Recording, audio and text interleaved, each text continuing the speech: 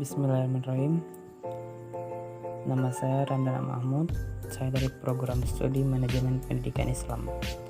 Di sini saya akan menjelaskan tentang bacaan dari beberapa artikel berupa teori kebenaran berdasarkan ilmu.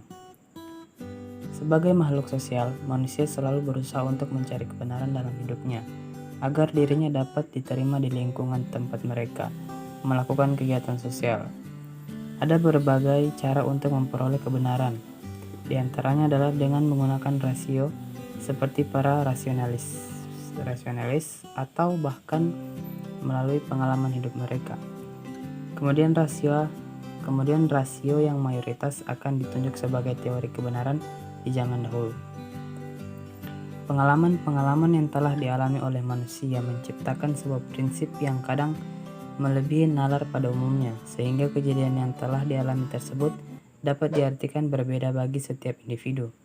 Tingkat pengetahuan setiap individu akan menghasilkan tingkat kebenaran yang berbeda bagi individu yang satunya dan yang lainnya.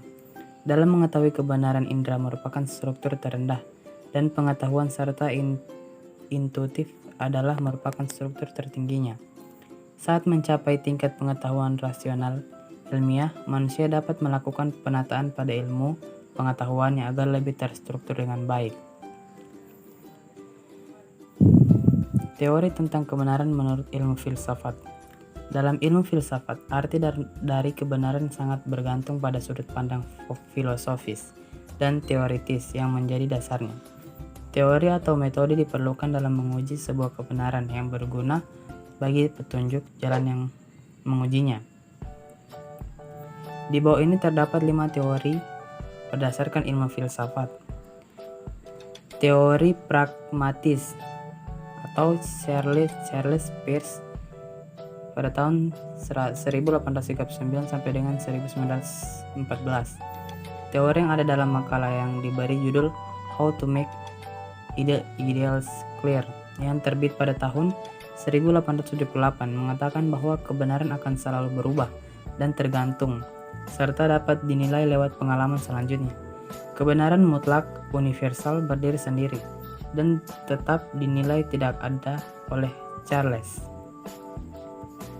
Teori korespondensi atau Bertrand Russell 1872 sampai dengan 1970. Teori korespondensi merupakan teori yang memiliki pandangan tentang seluruh pernyataan dianggap benar jika terhubung dengan fakta-fakta yang ada. Sebuah ungkapan atau keputusan dikatakan benar jika terdapat sebuah fakta yang dapat membuktikan kebenaran tersebut secara utuh. Yang ketiga adalah teori koherensi atau konsistensi.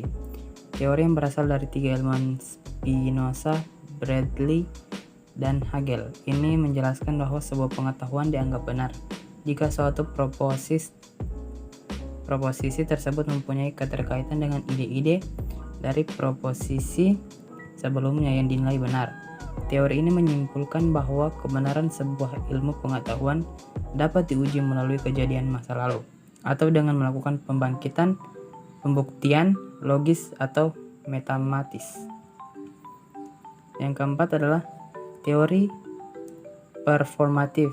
Teori ini menyatakan bahwa kebenaran akan diputuskan atau ditetapkan oleh pemegang otoritas tertentu.